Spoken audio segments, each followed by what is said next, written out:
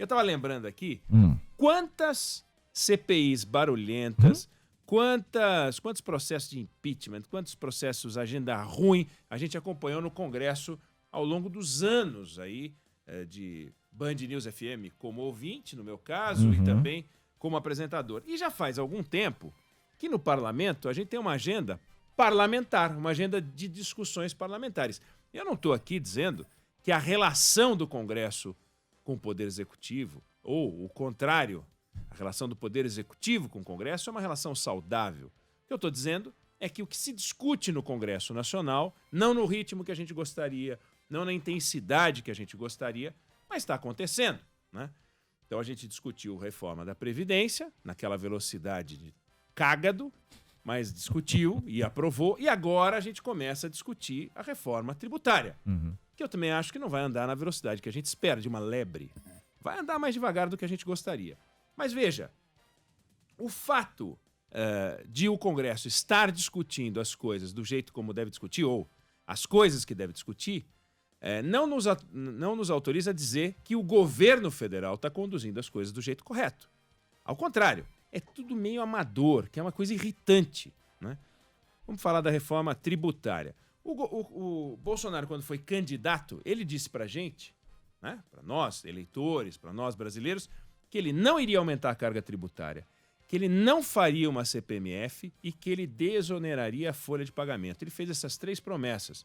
Quem quiser, busque as promessas de Bolsonaro e vai encontrar essas promessas. E o que a gente está vendo hoje? O governo discutindo um tipo de CPMF, o governo se insurgindo contra a desoneração, e o que se pode esperar da proposta do governo na primeira etapa que foi lançada pelo Paulo Guedes é um aumento de arrecadação de impostos. Se vai no final aumentar a carga ou não, a gente não sabe, mas o fato é que as 3 promessas do Bolsonaro estão sendo comprometidas no primeiro movimento do governo envolvendo a reforma tributária. E é uma coisa maluca, porque alguém vai poder dizer, mas gente, apareceu a Covid. Só que a Covid tomou posse em março desse ano, não em janeiro do ano passado. E de janeiro do ano passado até a posse da Covid, só teve um presidente no Brasil, que era o presidente Bolsonaro. Depois passou a ter presidente coronavírus. E a gente, portanto, teve a oportunidade de ver o governo andar na reforma tributária e o governo não andou na reforma tributária. Prometeu entregar e nunca surgia a reforma tributária. Chegamos num ponto que foi um momento que a gente até falou, nossa, mas esse secretário da Receita é teimoso, esse Marcos Cintra, né? Insistindo em CPMF. Ele foi demitido porque disse que o governo preparava alguma forma de CPMF. Ele disse isso. Ele foi demitido. Agora a gente sabe que ele foi demitido porque falou a verdade. Porque o governo preparava, tanto preparava que tá aí. O governo falando que vai soltar um tipo de CPMF. Eu não vou falar sobre a CPMF em si hoje, ou este tipo de CPMF em si. Quero voltar a isso amanhã, mais detidamente, mas o fato é que o Marcos Cintra foi demitido por algo que era a verdade, ele falou. Isso é importante. Aí o governo enrolou. Não mandou em setembro do ano passado. A Câmara e o Senado começaram a discutir as suas próprias propostas de emenda constitucional. Primeiro a da Câmara, a proposta de emenda constitucional 45, depois a do Senado, a de 110, e ficaram discutindo. Negócio meio caótico, porque cada qual numa casa, mas em fevereiro desse ano eles se entenderam e decidiram formar uma comissão conjunta, ou como deveria ser desde o início, para discutir a reforma tributária. E o governo fez o quê de fevereiro até hoje? Nada. Passaram-se meses de fevereiro para cá. Aí eles mandam um projeto, que é um arremedo de projeto, é um projeto infantil, é um projeto desnecessário, não porque não se deva discutir a fusão de impostos, mas porque as propostas que estão na Câmara e no Senado já prevêem uma fusão de impostos. Aí o governo vem e fala, eu quero propor uma fusão de impostos. Ué, mas é o mínimo. E o resto? O resto eu vou mandar em 3 vezes. Aí ficou tão ridículo que eles mudaram de ideia. Quer dizer, eles estavam tão convencidos de que a forma de fazer era fazer em 3 ou 4 prestações, que eles agora vão fazer em mais uma prestação. Você vê que solidez, você vê como a equipe econômica, o Palácio do Planalto, os assessores do presidente tem uma convicção incrível sobre como é a forma de agir. Aí o Paulo Guedes soltou esse projetozinho de segunda, de quinta, sei lá de que dia da semana era, mas essa modestíssima colaboração era, mais do que tudo, desnecessária, porque já estava o governo, o Congresso atacando isso. E aí, em pauta, a desoneração da folha de pagamento já estava rolando. O que fez o governo, no meio da discussão, ou um pouquinho antes de mandar o seu projeto, vai lá o presidente da República e veta a desoneração. Ele vetou a desoneração para 17 setores da economia. Ou seja, ele piorou a situação econômica de 17 setores que contratam mais de 6 milhões de pessoas e que podem, portanto, ver a taxa de desemprego aumentar nesses setores. E condicionou a derrubada do veto à aprovação de um novo imposto. Ou seja, o governo quer tirar com uma mão e dar com a outra, ou só dar com a outra se tirar com uma mão. Veja se isso é lógico. Então eles querem fazer um negócio que eles estão chamando de uma bondade com o nosso bolso. Colocou um bodão na sala, portanto, e a gente já falou de bode na sala, é o bode na sala. Enfiou a tal da CPMF. Amanhã a gente vai falar um pouquinho mais sobre os efeitos nocivos da CPMF. Mas eu queria chamar a atenção para um fato de que é nossa obrigação, como cidadão, impedir o governo de criar impostos. A gente tem que impedir o governo de criar impostos. Não pode criar impostos novos. Já tem imposto demais. Nós já temos uma carga tributária alta demais. Tem que se virar com o que tem. Quer fazer fusão de impostos, quer simplificar a arrecadação. Isso é obrigação do governo, mas é nossa obrigação impedir a criação de novos impostos. Olha só que interessante. A gente tinha a CPMF, que a gente autorizou. Não, é uma contribuição provisória sobre movimentação financeira para financiar a saúde brasileira. Depois virou um imposto não provisório para financiar todas as despesas do governo. Qual é o uso mais legítimo? Eu não sei qual é o uso mais legítimo, mas não era mais movimentação provisória só para financiar a saúde. É incrível, se você dá um dinheiro para o governo não te devolve nunca. Nunca ele te devolve. Olha o que aconteceu em 2002. Depois de perder a CPMF, o governo resolveu aumentar o IOF para compensar a perda da CPMF. Então esse IOF que a gente paga aí já tem um pedaço de CPMF. Mas eles se apropriaram desse dinheiro e eles esqueceram que esse dinheiro já tem CPMF dentro. Já tem um pedaço de reposição das perdas da CPMF. Ah, mas o imposto sobre movimentação, sobre operação financeira é diferente da CPMF. Não importa. O governo, em 2002, decidiu, 2002 foi o último ano do governo Fernando Henrique, decidiu aumentar o IOF. O presidente Bolsonaro falou em aumentar o IOF no ano passado. Aí ficou chato, parou de falar. Ou seja, a gente deixou criar um imposto, que é o IOF, e aí deram uma arma para esses caras. Esses caras são o governo. Deram uma arma para eles. A qualquer momento eles viram a chavinha para cá e para lá. Então quando eles falam, não, nós vamos criar a CPMF, mas nós vamos desonerar aqui, não dá para acreditar. Porque só dá para acreditar que a gente deu a eles mais uma arma. Se eles vão deixar a outra arma guardada em casa, eu não tenho a menor ideia, não tenho como saber. Basta ver o seguinte, imposto de renda da pessoa física. O governo há quanto tempo segura o reajuste do limite de isenção? Tá lá, uma arma que a gente deu para o governo. Ele, governo, define o limite de isenção. Pô, o limite de isenção hoje é R$ 1.900. Vai, R$ 2.000. Abaixo do qual só esse valor é que as pessoas são isentas. Acima de 2 mil, o cara tem que pagar imposto de renda. R$ 2.000. Aí, se fosse reajustar, e saiu um cálculo feito de 1996 para cá, 103% de diferença entre o IPCA, uma inflação, e o reajuste. Hoje, a família, o contribuinte que não deveria pagar, deveria estar acima de R$ 3.800. E é 1.900 e coisinha. 1903. Ou seja, deveria ser o dobro. Ninguém deveria pagar imposto de renda, a não ser ganhando acima de R$ 3.800, mas está R$ 1.900. Por quê? Porque nós demos uma arma para o governo.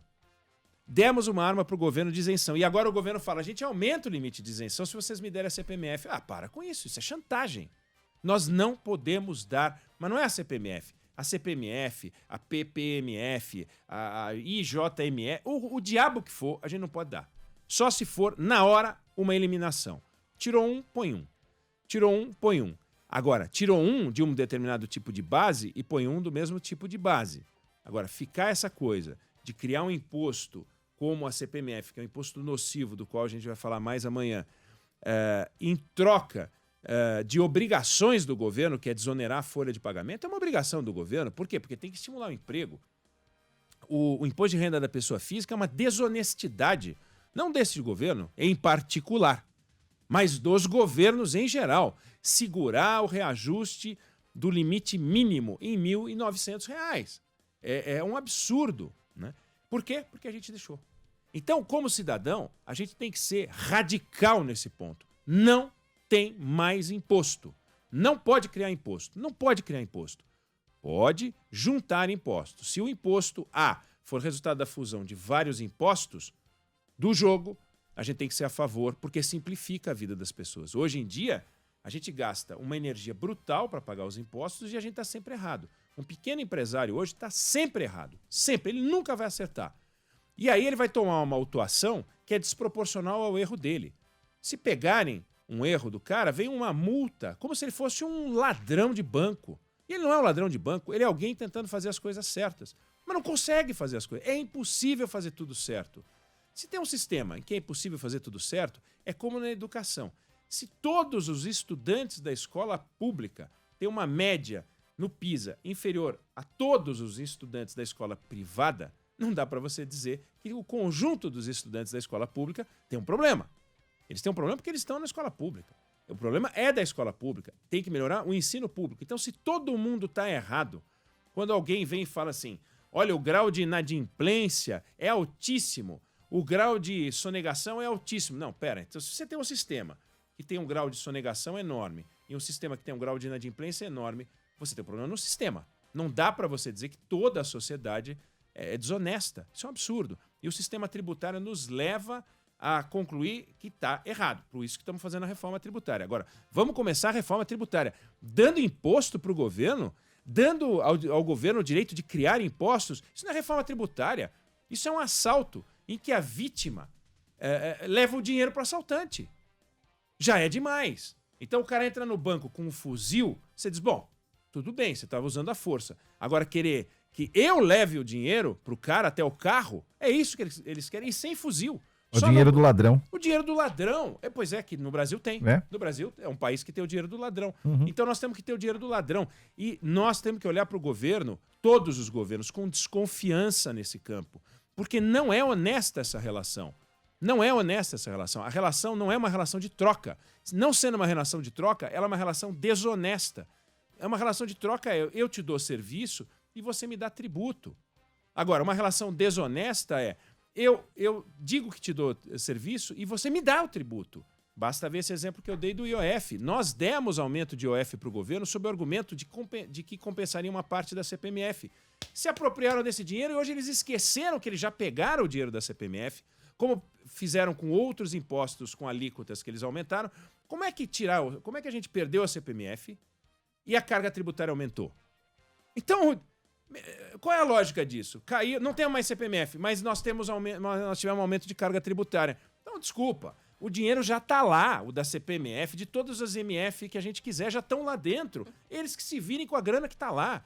Para com isso. Agora é hora de simplificar a arrecadação de impostos. É trabalhar para o cidadão. Não é fazer o cidadão, não é financiar o assalto, que é o que a gente tem patrocinado. Nós, contribuintes, temos patrocinado o assalto do nosso próprio bolso. Nós temos que parar com isso. Então, vai começar a reforma tributária, a gente tem que ser intransigente.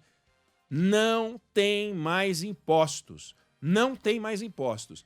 Quer, se vira com o que tem. Agora trabalha para a gente, simplifica e dê mais utilidade às estruturas do Estado. Porque você tem uma estrutura do Estado, como a Receita Federal, que é altamente profissionalizada, mas que taxa da forma mais simples, obrigando a gente a trabalhar para eles.